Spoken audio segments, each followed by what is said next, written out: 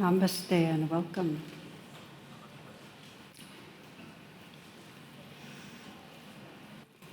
This class is part 2 of the path of surrender. We had to skip a week due to me having to surrender to illness, as sometimes happens. But so I'm deeper in this path of surrender now to share with you all my revelations. And I thought I'd start with one of my favorite stories from Kafka. Some of you might remember this. It's really quite lovely that when he was an older man, he used to visit a park regularly, and he'd spend time sitting in a park. And one day a little girl was walking by him, and she had tears running down her face, and he asked her to stop and tell him what was wrong. And so she told her that she was missing her doll. Her doll had been lost. And he said he'd help her look around. So they looked around together, and they tried to find it, but she left, and he said he'd keep looking. He didn't find it. Well, she came back a few days later, and Kafka said, well, there's no doll. I couldn't find it, but I did find a note. And this is what it says. And then he read from the note, I've gone off to travel some around the world. Please don't worry about me. I'm fine.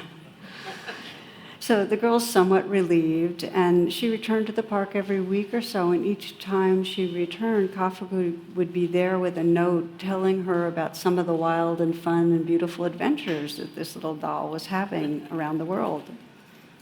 Well, at one point he got much sicker, and he went to the park one last time, and that last time he brought a doll. And he handed it to the little girl, and he said that the travels had changed her. Well, some years later, when the girl was a young woman, she found and read a little note that had been rolled up and placed in the doll's hand. And here's what it said. You will lose everyone you love, but the love will always return in new forms. The love will always return in new forms.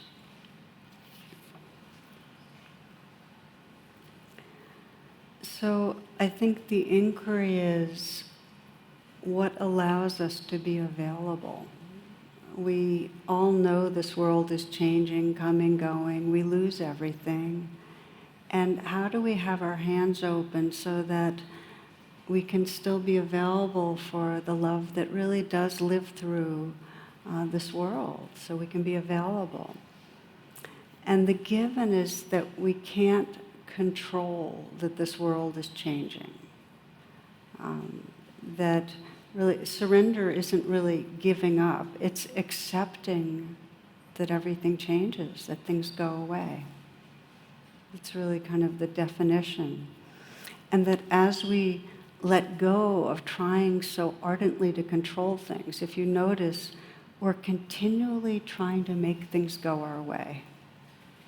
Just when you're witnessing, just to observe yourself how constant it is, whether it's through our mind or our body, we're trying to manage things so that they work for us. And even a small pause in this controlling opens up the space for this universal light and love to shine through. So how do we pause the controlling? And by the way, when I say stop controlling, that doesn't mean to get inactive, to disengage. Mary Oliver said beautifully in one poem how to fully engage, but when it's time to let go, let go. To really know when we need to stop controlling so mightily. And then what happens is when we have more open hands, there's a lot more wisdom and intelligence in how to make choices that really serve us. So the path of surrender, as we're talking about it, is not some exotic path that requires major renunciation. I remember when I started meditation, it was about 45 plus years ago, it was considered completely exotic. It was really considered out there and otherworldly. And I remember one of the first retreats I went to, the story that was shared was of a woman who decided to go to India to see the guru, because in those days you want to see the guru in India. And so she calls her travel agent, and her travel agent said, why don't you go to Florida like you usually do? All right, I'll make your reservation. So she goes ahead and makes the reservations for that long, long flight around the globe. And then the woman took the flight. She got on a train. It turns out she met some people that knew the guru and also knew the protocol, which was you can only speak 3 words. But she knew about that. She said, I know. Then she gets on this bus, and they have to take this long hairpin turn kind of bus ride, really kind of, tight clenched muscle, it was a scary one. And again, people that were going to the guru's encampment were on the bus, and they reminded her, you know about the 3-word thing, and she said, I know. Finally, she's in the encampment in a long line to see the guru in his tent. And again, she gets to the very front, and his escorts let her know the rules, and it's finally her turn. She goes in to see him, and there he is with his saffron robes and his wispy beard, and she looks at him and she says, Sheldon, come home. She was good. She obeyed. 3 words. We don't have to travel across the globe or necessarily go to 3-month retreats, although they can be wonderful. I've been to long retreats. But we don't have to do extreme things to be on a very profound spiritual path where we're learning how to let go when we need to let go. When we're learning in our bodies how to release some of the clutch of tight muscles that have been armoring us since we were little. And where we learn how to let go of the thoughts that keep on circling through that we know don't help us. We know that they're just telling us things that make us more uptight about what's going to go wrong.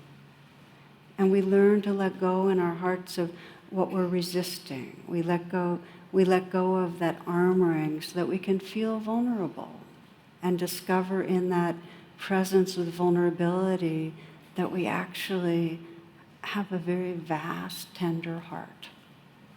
We can learn to surrender in those ways. It takes real training, and that's because we have such conditioning to clench and control.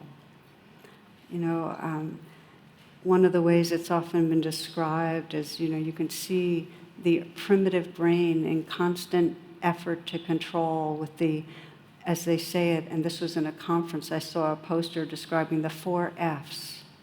Feeding, fighting, fleeing, and reproduction.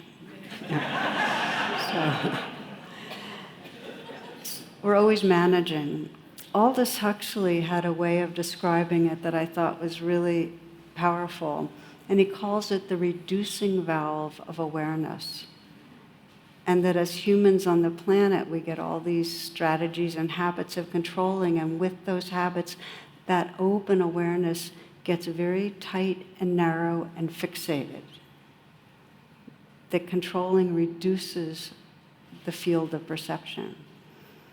And we go into a trance the more we're controlling, so we don't see the bigger picture. We spend a lot of time chasing after what we think we want, worrying about what we think's going wrong, presenting a self in a way that protects us from bad judgments. We also spend a lot of time even on the spiritual path, because it translates to the spiritual path of trying to control things. In one of the 10,000 stories about the novice who's going to the monastery, in this one, the novice asks how long it will take him to be enlightened. And the abbot looks at him and says, well, probably 10 years. And he said, what if I tried twice as hard? And the abbot looks at him and says, 20 years. He goes, wait a minute, you told me 10 years. For you, 30. But you get the idea. We bring our controlling into meditation. We try to judge ourselves into doing it right or doing it different or compare ourselves to others. So the habits of controlling reduce or reducing valve. They cut us off from a larger kind of creativity and intelligence and love. One woman described, she described her young daughter, 6 years old, asking her what she did when she went to the university each day. And and the mom said, well, I'm in the art department. I teach people how to draw and paint.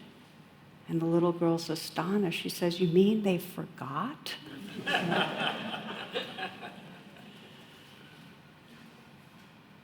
I think of John O'Donohue, who says, what did we do with our wildness?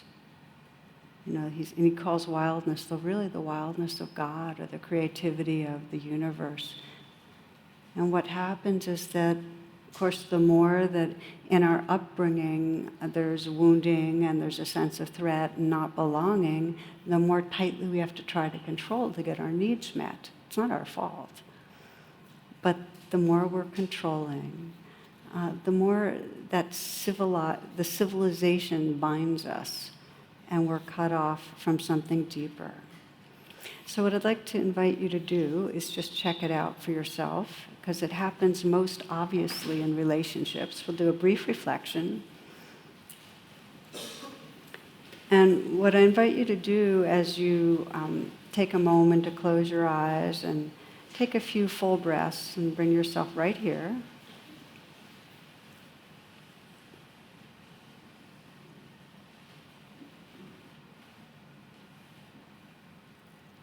See if you can scan today or this last week for a situation with another person where you're aware of controlling in some way, where you're aware of either trying hard not to have them judge you, or trying to impress, or trying to attract, or trying to have them change their behavior in some way, having to try to get them to cooperate in some way with you.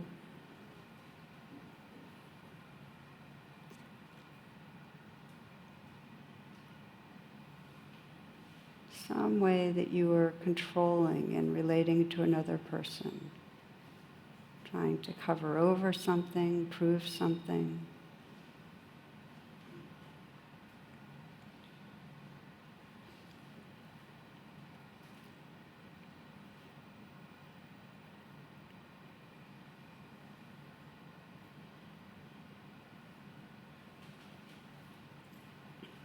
And let yourself look a little more closely at the situation. Anywhere you have an agenda, where you're trying to get the other person to respond in a certain way.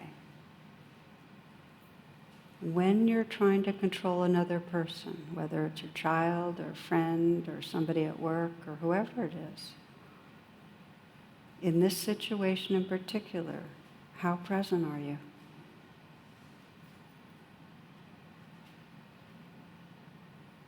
How open-hearted? How spontaneous or creative?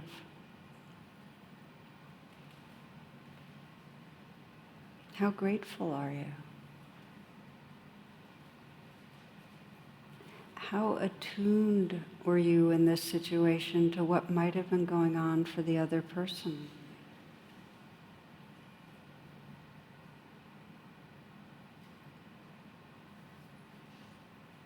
And when you're controlling, do you like yourself?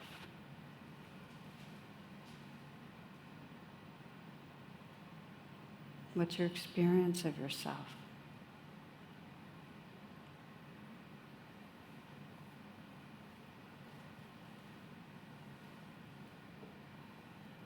You can continue to look more closely at how we contract, and how you contract in particular situations.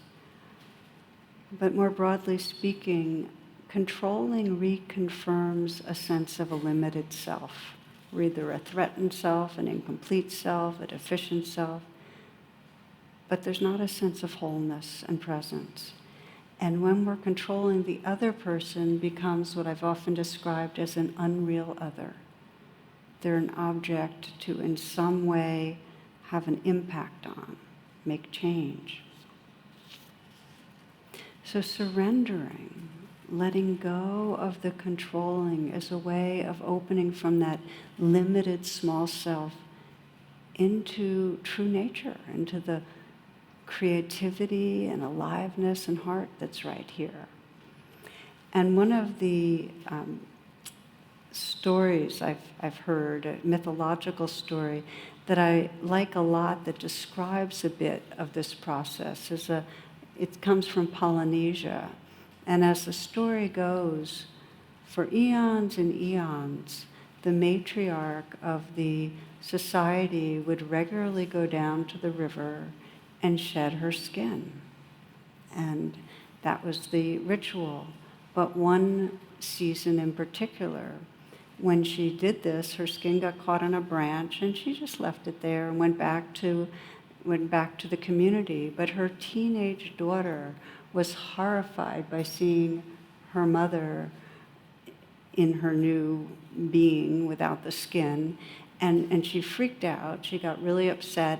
And finally, her mother tried to, calm her down, but it didn't work. So finally, the mother went back down to the river and picked her skin off that branch and put it back on, went back. And according to this myth, from that point on, humans lost their connection with their own timeless immortality, with spirit.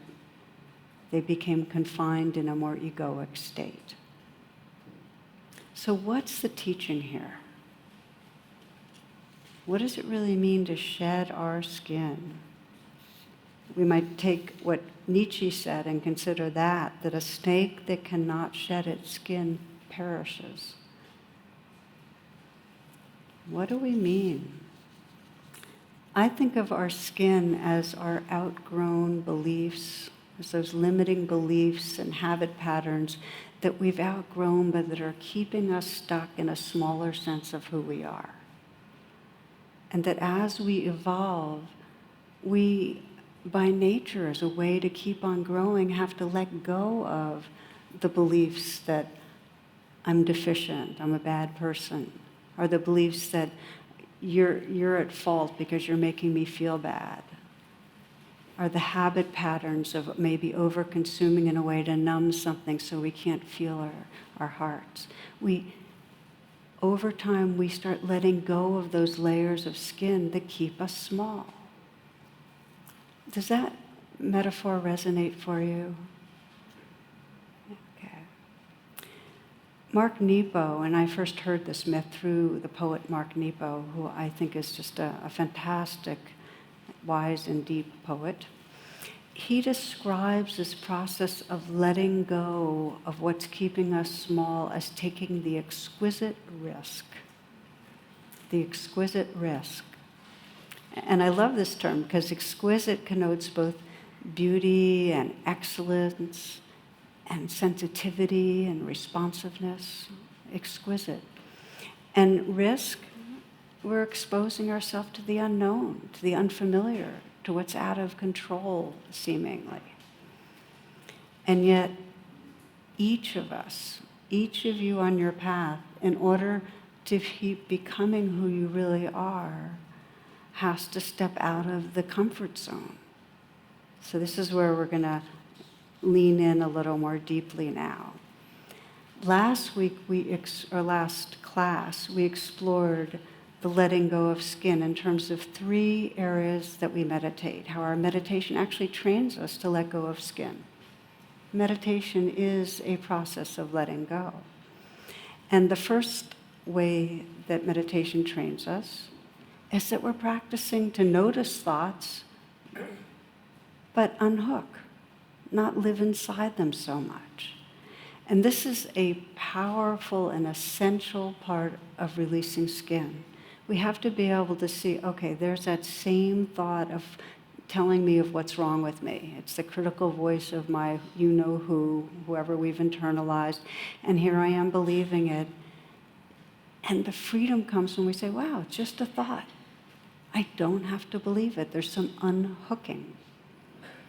Thoughts, the thoughts you typically think day after day are by and large fear thoughts that reinforce a small limiting sense of self. This is Carlos Castaneda, who writes about the shaman Don Juan. He says, you talk to yourself too much. Now, you're not unique in that. Every one of us does it. We maintain our world with our inner dialogue. A man or woman of knowledge is aware that the world will change completely as soon as they stop talking to themselves. Okay? So this is the first domain of meditation training and letting go of the skin, is that we start noticing the thoughts that are keeping us small and we unhook.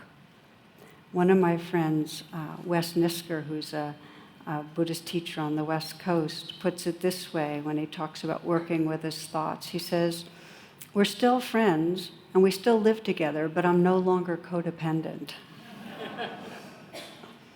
So that's the first step. That's the first training in meditation for letting go. The second one is that we start opening to the vulnerability, the feelings that are here.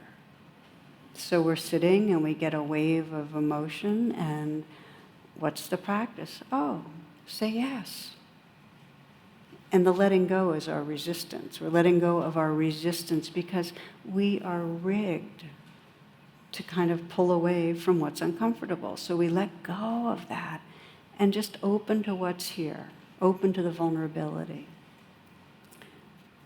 Now, I remember years ago seeing some little cartoon, and it had a snail at a bar, really depressed, talking to the bartender, saying, well, then I shared my vulnerability with her, and she screamed out in disgust and said, yuck, you're a snail, you know. She saw my innards, you know. And that is the fear. I mean, that is the fear, that we're going to expose ourselves and somebody is going to say yuck, because we feel a sense of yuck when we see our insecurities and our jealousy and our competitiveness and our aggression, all the stuff we all have wired into our nervous system. We take it really personally and we feel this sense of yuck about ourselves. So the challenge and the invitation is to have the courage to stand with and stay with and be with what feels uncomfortable.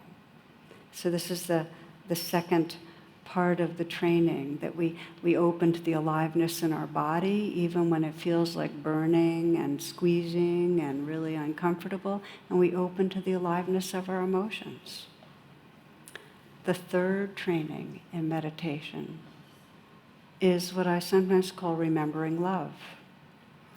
Now, our conditioning is the negativity bias, which means instead of remembering love, the habit when we're looking at another person or looking at ourselves or our world is to fixate on what seems wrong. And that's just our survival conditioning. So it actually takes practice to remember the good, the sense what we love or appreciate about our partner, or our parent, or our sibling, or our friend, to consciously reflect on that and feel our hearts get tender. That takes training. Last week, I was talking about, not last week, I keep saying that, 2 weeks ago when we were exploring surrendering, we were talking about how remembering love actually helps us sense our belonging to a larger field. And that this is key if we want to learn the art of surrender. Otherwise, we'll feel too scared. So we need to feel our belonging. And one friend here after that class said that he understood the steps of letting go of fear, he understood the step of opening to feelings, but how do you surrender into a larger belonging? How do you sense a larger field of whether you call it love or spirit or the sacred. How do you sense that and surrender into and open to that? So that's where we're going to spend the rest of our time, is how do we really open to a larger belonging, surrender into, like the river empties into the ocean. And we can begin with Rumi, who has a poem called Wean Yourself that I'd like to read. Little by little, wean yourself. This is the gist of what I have to say. From an embryo whose nourishment comes in blood, move to an infant drinking milk, to a child on solid food, to a searcher for wisdom, to a hunter of a more invisible game. Think how it is to have a conversation with an embryo. You might say, the world outside is vast and intricate. There are wheat fields and mountain passes and orchards in bloom. At night there are millions of galaxies, and in sunlight the beauty of friends dancing at a wedding.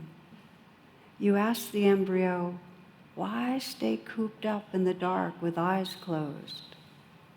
Listen to the answer. There is no other world. I only know what I have experienced. You must be hallucinating. It's good. If we live inside the ordinary reality we keep telling ourselves about, the limiting world, we won't sense there's a larger belonging.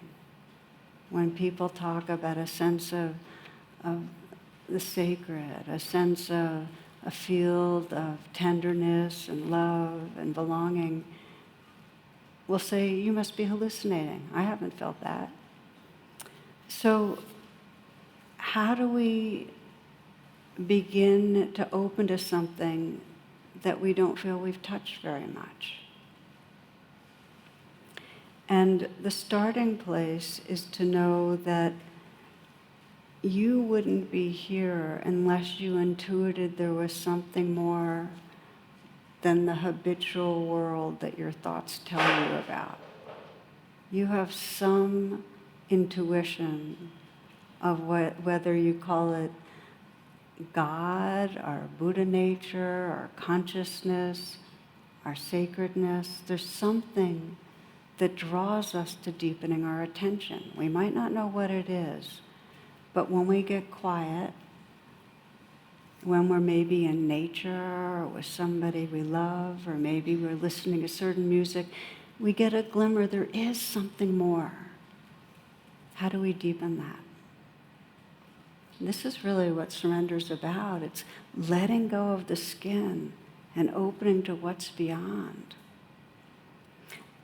For some people, there's many, many different pathways, by the way, to sensing that larger belonging. We long for it. When we're scared, we want to belong to something. And when our hearts are opening, we love the feeling of belonging to something. There are many pathways, and for this person who I mentioned who asked me about it, I started asking questions of when he felt some glimmer. And for him, it was when he's in nature. And we got real specific. We talked about his walks at Great Falls Park, which is, there's a Maryland side and a Virginia side, and it's a beautiful part of the river. And how when he paused and sensed, he could take in the sounds, the birds, the river, the wind, the smells. Pausing, quieting ourselves a little, and taking in nature helps us remember that we belong. This is certainly part of my daily practice to remind me I'm not the small self my mind tells me I am. As I just go down to that same river and listen and smell and look and take in, and often just sense the currents, and that everything that's going on inside me is part of that changing flow. That's one pathway. A second pathway to remembering a larger belonging is in the moments that we actually get kind towards ourselves. Self-kindness, even a slight gesture of kindness, even just telling yourself, please be kind, will begin to soften and open some space, and you'll start sensing you belong to something larger. It dissolves an armoring and actually reveals a larger sense of really being part of things. The more self-aversion you have, the more gradual it's going to be in terms of developing self-kindness. One friend of mine, who's a wonderful teacher and also a scientist really, Shauna Shapiro, describes her path of beginning to find that belonging. She was going through a difficult divorce, and she would wake up each morning with a kind of pit of shame in her. And her meditation teacher said to her, here's a practice for you. How about every day waking up and saying to yourself, I love you, Shauna. Just saying to herself, I love you, Shauna. And she said, no way. I can't go near to saying that. I don't believe it. I don't feel it. No way. And then she said, okay, here's a backup. Instead of saying that, how about just putting your hand on your heart and saying, good morning, Shauna? That she could do. So she practiced it regularly for a number of months. She would wake up and put her hand on her heart and say, good morning, Shauna. And it worked out okay. Nothing major, but she could do it. So then her teacher said, after some months, you're ready for the advanced practice. And the advanced practice was, good morning, I love you, Shauna. Well, the next morning she did, and she didn't feel anything, but she was able to say the words. And that's something. But she kept it up. And as this is the truth, whatever you practice gets stronger. Okay? Neurons that fire together, wire together. We develop new pathways. Well, one morning she put her hand on her heart, and she did it, and she felt her grandmother's love and her mother's love. She felt that belonging we're talking about to love. But it started small. Good morning, Shauna, just with a statement. The pathway of self-kindness, in what I've observed over the years in working with people, is an essential part of emotional healing and of discovering a larger belonging. Because we're rigged to be turned on ourselves, and it undoes it. It undoes and stops the war. And we stop the war, then we find the natural loving and tenderness that's always been there, but has been buried. So, self-kindness. Another pathway to feeling belonging is to receive it from others. And you can do this in real life, being in relationships where there really is a loving person and you begin to just soften and let it in some, and that can help to build the connection.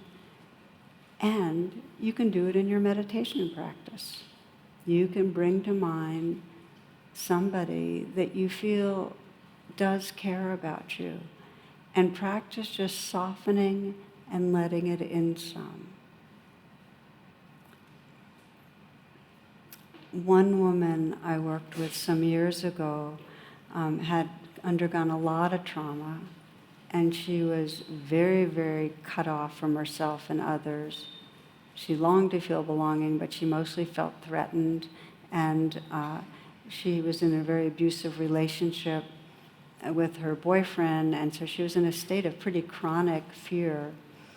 And I had her practice taking in love from the people she felt she could feel love from.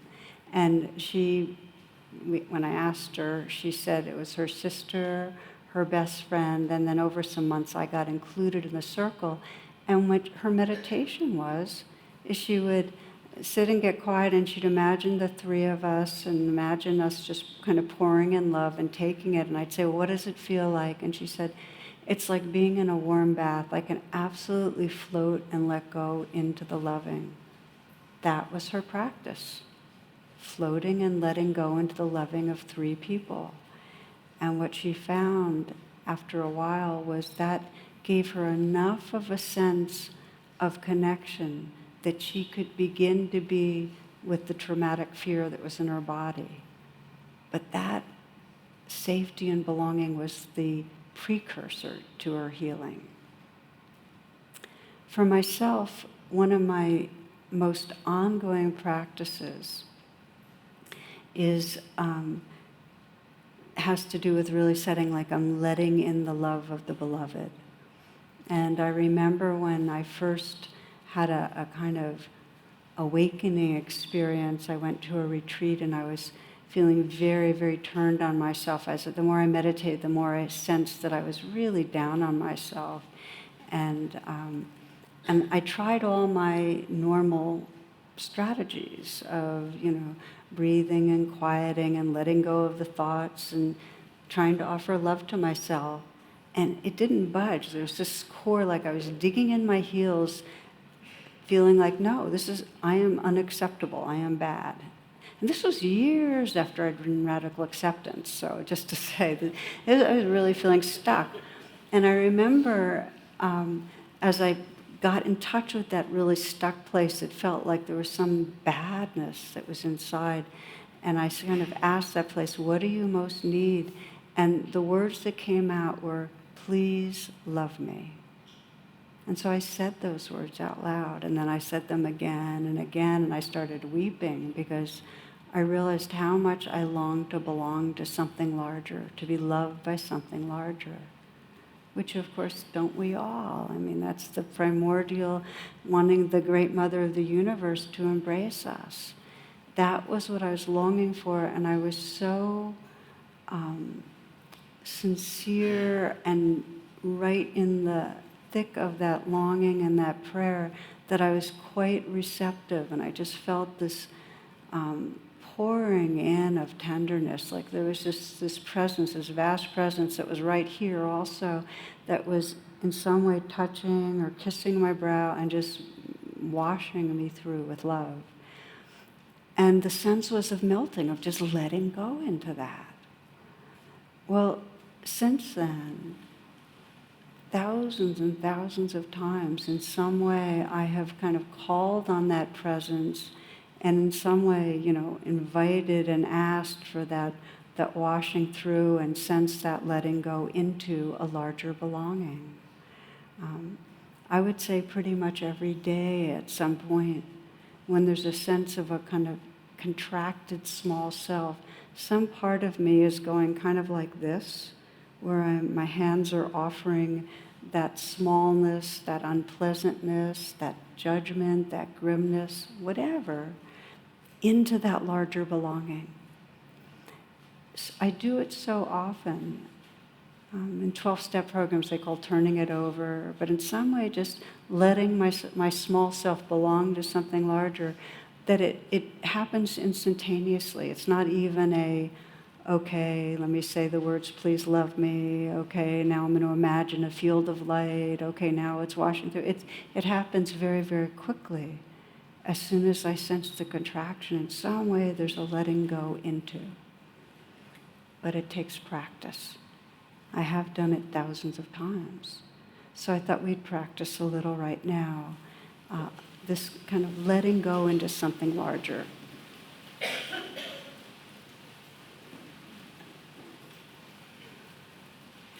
And as you kind of sit up a little and come into stillness, again, there are many, many ways, many pathways of belonging to something larger. For one man who was in a 12-step program, it was the mantra, it's not my will, but my heart's will. For another, an executive who was a very over-responsible type, he had the sense that he was taking stuff that he was micromanaging and just handing it over to a larger intelligence. Breathing, and feeling yourself right here.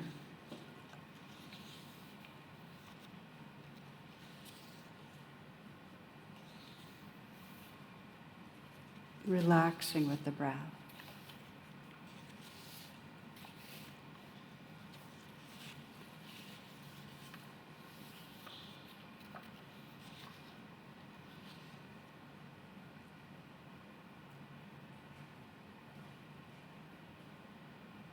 And you might let yourself bring to mind something that's going on in your life where you're caught in reactivity,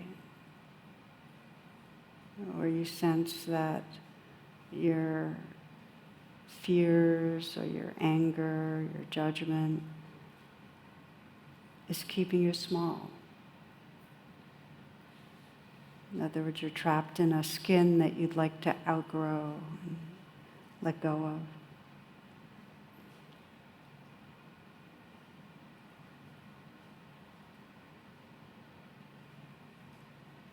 It may be that, like me, you feel like the skin is a deep sense of a part of you that's just bad or flawed.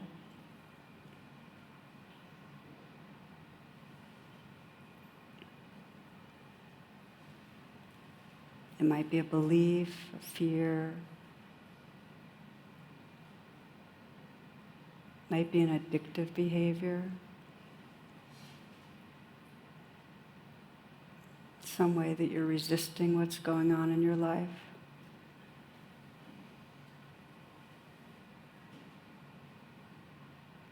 Something that you're feeling you're trapped in or stuck in.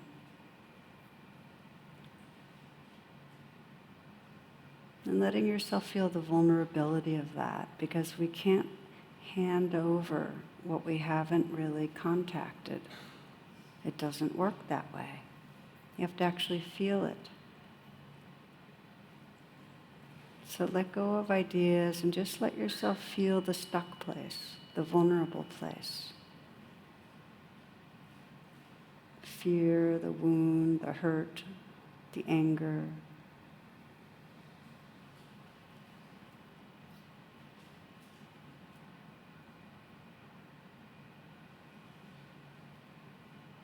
Breathe with it. Sense it as a wave in the ocean, and that surrendering is just that in some deep way you're letting it belong to the ocean. You're handing it over and letting it belong to the ocean. And right now, as you sense that, you might imagine an ocean, a vast intelligence, awareness, love, that's larger than this egoic self. And just sense that you can in some way offer it into that. You might experiment with what I do, where I just, as if I'm holding with two hands and slightly bowing my head and just letting it be held by that larger universe, offering it up, handing it over. Or you might just energetically sense a letting go into something larger. The river releasing into the ocean.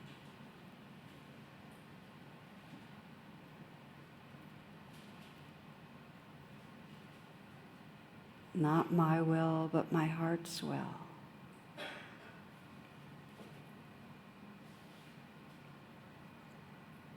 And just notice the sense of beingness or presence that's here.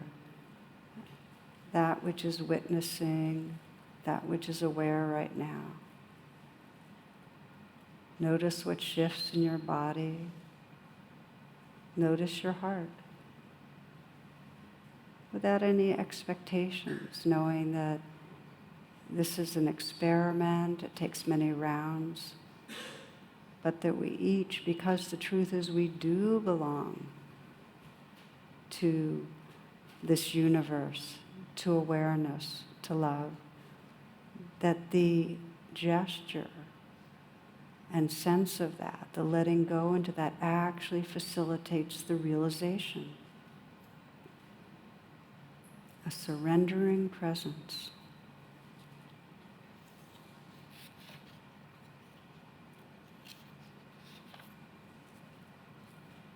You can continue with your eyes closed to just explore in these moments what happens when you surrender thoughts. Just let go. Surrendering, so as Kafka said, we can let everything go, we can lose everything, and yet love returns. We can experience that. Letting go of thoughts. You might sense what wants to let go in your body right now. Where does your body want to let go?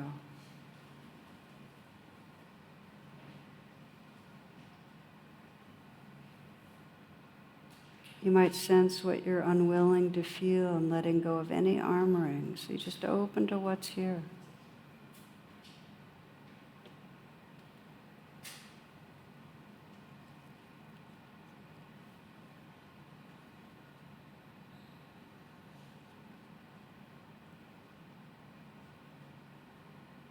You might sense in a deep way that gesture of kindness, that the awake heart in you is just offering kindness to this whole process. And if you like, you can put your hand on your heart if that feels good. Letting go of any separations, just opening to the love and the presence that's here.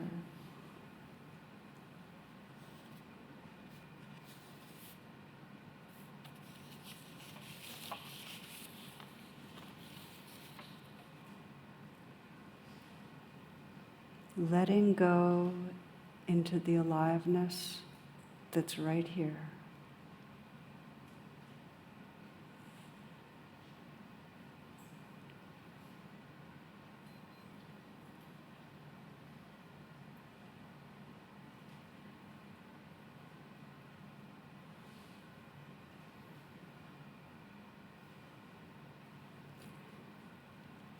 From the Venerable Lama Gundan Rinpoche, happiness cannot be found through great effort and willpower, but it is already there in relaxation and letting go. Don't strain yourself, there's nothing to do. Let everything happen on its own, springing up and falling back, without changing anything. And all will vanish and reappear without end. Waiting to grasp the ungraspable, you exhaust yourself in vain.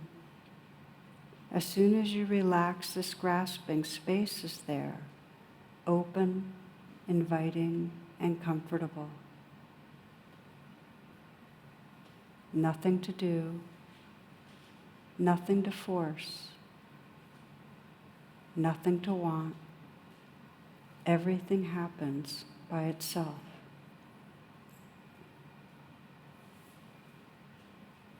Happiness cannot be found through great effort and willpower, but it's already here in relaxation and letting go.